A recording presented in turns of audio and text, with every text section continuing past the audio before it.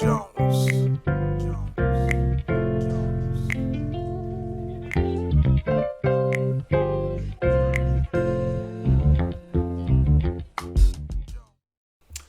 Bonjour à tous, j'espère que vous allez bien. Bienvenue dans cette nouvelle thématique, de cette nouvelle pensée de sa parole et moi. On continue et on finit aujourd'hui cette thématique sur le travail, Dieu dans mon travail. Je vous invite aujourd'hui à réfléchir avec moi sur une thématique qui est celle de témoigner dans mon travail. Comment témoigner dans mon travail? Nous passons beaucoup de temps dans notre travail et notre travail est aussi un champ de mission, une façon de témoigner. Et comment est-ce qu'on peut le faire? Et comment est-ce que la Bible nous invite à le faire?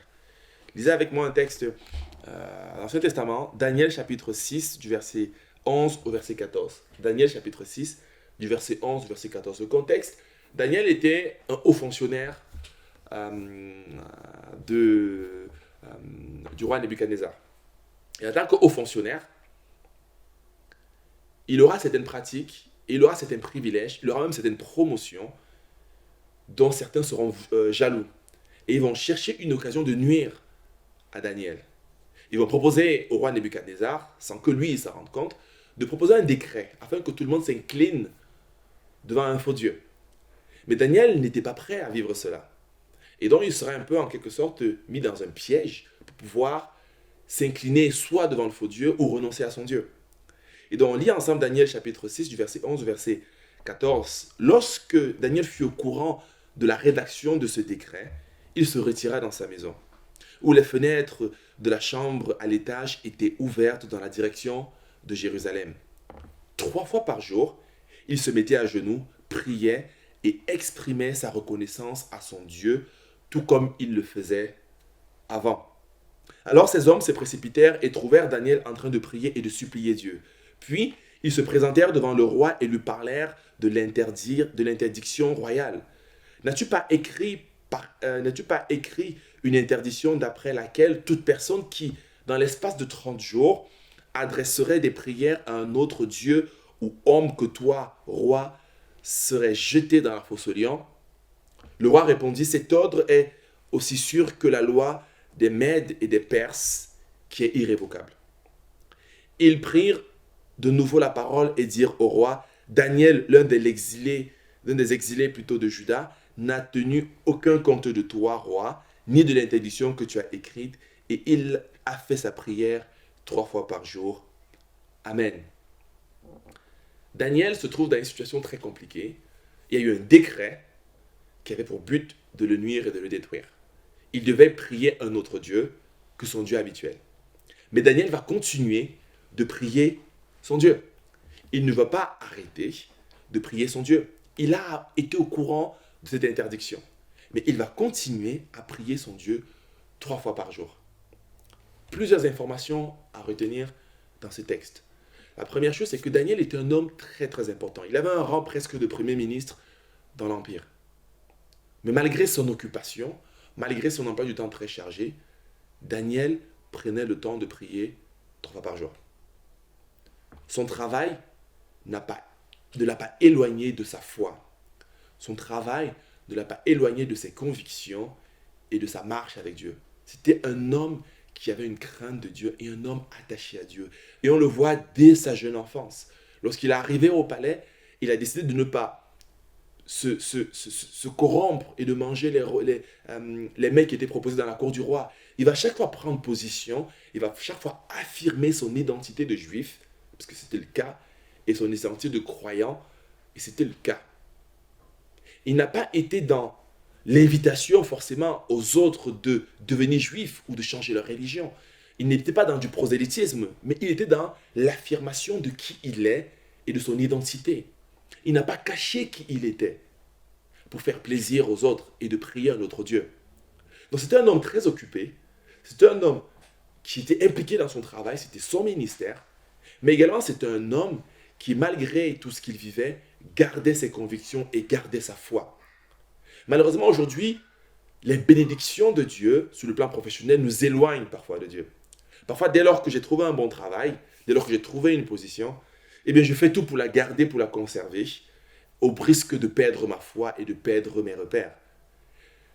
Dieu nous invite à témoigner là où nous sommes.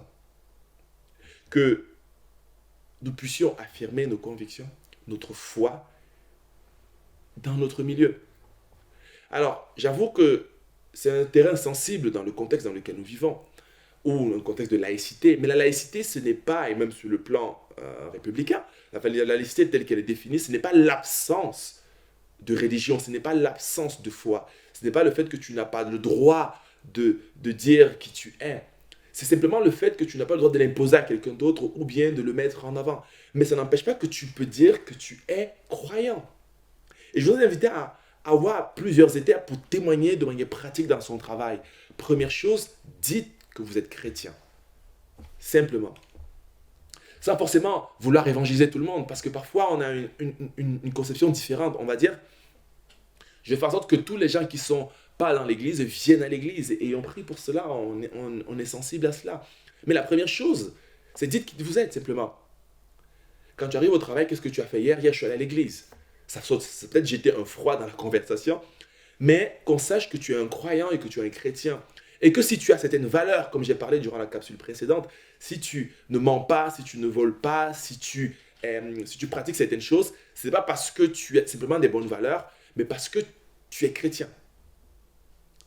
Et on ne te jugera pas parce que tu es chrétien. On pourra peut-être te juger, on pourra avoir des a priori, mais on ne te dira pas parce que tu es chrétien, je te mets de côté. Non, on dira parce que tu es chrétien, tu gardes certaines valeurs. Parce que je suis chrétien, je ne trompe pas ma femme. Parce que je suis chrétien, je ne mens pas. Parce que je suis chrétien, je travaille dur. Parce que je suis chrétien, je respecte mes autorités. Dites que vous êtes chrétien. Pour moi, c'est peut-être l'une des choses les plus importantes qu'il faut faire pour témoigner sa foi. Ce n'est pas forcément de commencer à prêcher l'évangile à tout le monde, d'attendre qu'il quitte le travail pour changer, ou bien d'attendre que le responsable accepte vos valeurs, ou bien partage vos valeurs. Non, dites simplement qui vous êtes.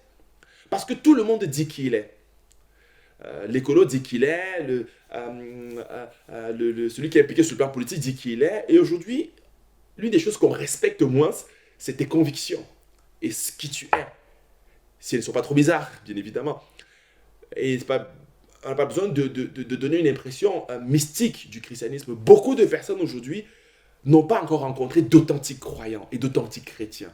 Parce que parfois, lorsqu'ils rencontrent d'authentiques croyants, ils ont plutôt peur, ou bien ces authentiques croyants leur ont présenté un évangile qui est différent de ce qu'ils vivent, ou bien ne l'ont simplement pas présenté. Et donc, c'est important de décliner ton identité sans forcément en faire une fixation. Je suis chrétien et puis tu passes à autre chose, de manière progressive. Témoigner dans son travail, c'est dire qui on est, sans forcément l'imposer. Si je suis enseignant, je ne prêche pas la Bible. Non, j'enseigne. Si je suis un travailleur, mon but, ce n'est pas que mon entreprise devienne une réunion de prière. Non, ce n'est pas le cas. Je fais mon travail correctement, mais je dis je suis chrétien. C'est tout. Et donc, témoigner dans son travail, c'est dire qui on est. Et ensuite, c'est peut-être après avoir dit qui on est, de dire que nous le faisons parce que nous partageons une foi. Alors, c'est peut-être après de prier et de demander à Dieu une occasion de témoigner. Et lorsque peut-être un collègue, un ami, ou bien même un voisin, une amie vous dira, mais j'ai appris que tu es croyant, est-ce que dans mon couple c'est difficile, est-ce qu'on peut prier juste par rapport à cela? Moi je crois que Dieu peut protéger, Dieu nous aide dans nos enfants, Dieu nous aide dans notre travail, et de proposer de manière tout à fait normale, tout comme je peux proposer un dentiste, un médecin, ou même un film à un collègue, de la même manière, je vais proposer à quelqu'un de se tourner vers Dieu. Je voudrais simplement vous inviter à démystifier le témoignage du croyant. Ce n'est pas de l'évangélisation à outrance, de parler de tous les termes de Canaan, de jargon chrétien que nous seuls peut-être comprenons, mais simplement de dire, je suis croyant, je crois en Dieu, et je crois que Dieu peut agir, je crois que si on invite Jésus dans notre cœur, il peut nous aider. De témoigner ce que Dieu a fait dans notre vie. De dire ensuite, je traversais une situation difficile avec mes enfants, j'ai prié et Dieu m'a répondu. J'avais des problèmes avec mon voisin et puis finalement j'ai pu témoigner et ça s'était soldé de telle manière. Le simple fait de témoigner ainsi et de dire ce que Dieu a fait dans notre vie crée quelque chose de particulier. C'est ça, témoigner dans notre travail. Après viendra peut-être une autre saison, celle de témoigner dans un autre contexte. Mais ce n'est pas le cas. Aujourd'hui, témoigner, c'est dire qui tu es, dire ce que Dieu a fait dans ta vie, et peut-être inviter l'autre à avoir un regard différent sur les choses. Ensuite, le Seigneur fera le travail. Parce que c'est le Saint-Esprit qui convainc chaque cœur et chaque vie. Alors, je prie que tu sois de plus en plus épanoui dans ton travail. Ce n'est pas forcément caché, ce n'est pas forcément masqué. Affirme qui tu es, simplement. Témoigne de ce que Dieu a fait et tu verras Dieu agir. Tu seras surpris de voir que les gens auront peut-être besoin d'entendre ce que Dieu a mis dans ton cœur. Et alors, le Seigneur sera glorifié. Et des zones peut-être que chacun d'entre nous ne pourront pas accéder, toi tu pourras avoir accès et tu pourras glorifier Dieu. Que le Seigneur te bénisse et qu'il te bénisse dans ton travail. À très bientôt pour un nouvel épisode de Sa parole et moi.